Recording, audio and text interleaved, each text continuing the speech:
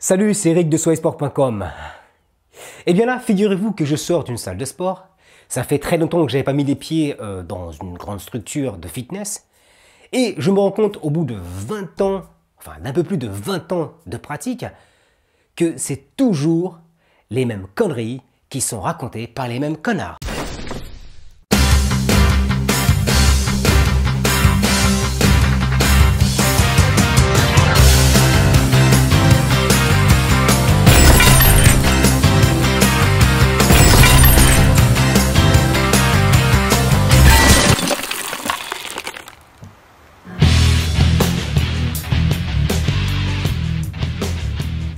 Voilà quelque chose qui me fait rire.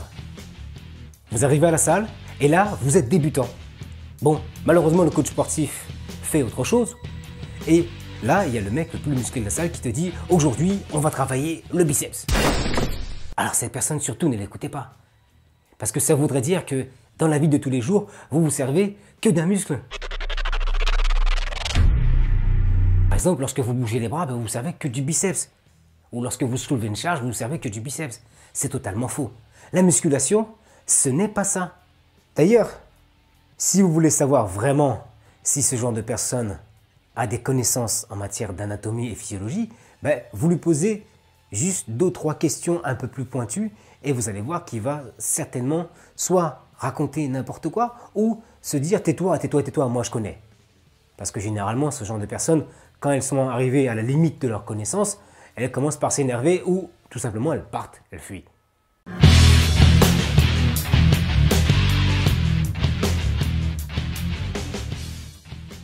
Deuxième cas, vous avez aussi d'autres personnes qui sont dans les salles de sport et qui sont vraiment physiquement pas beaux, entre guillemets, vraiment pas beaux physiquement.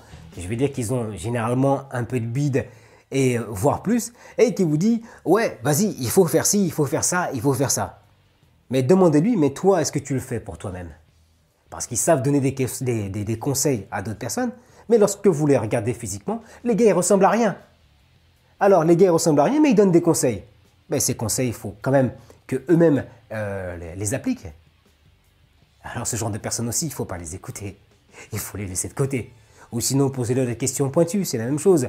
Ils vont soit s'énerver, ou soit vous dire « Laisse, moi je connais ».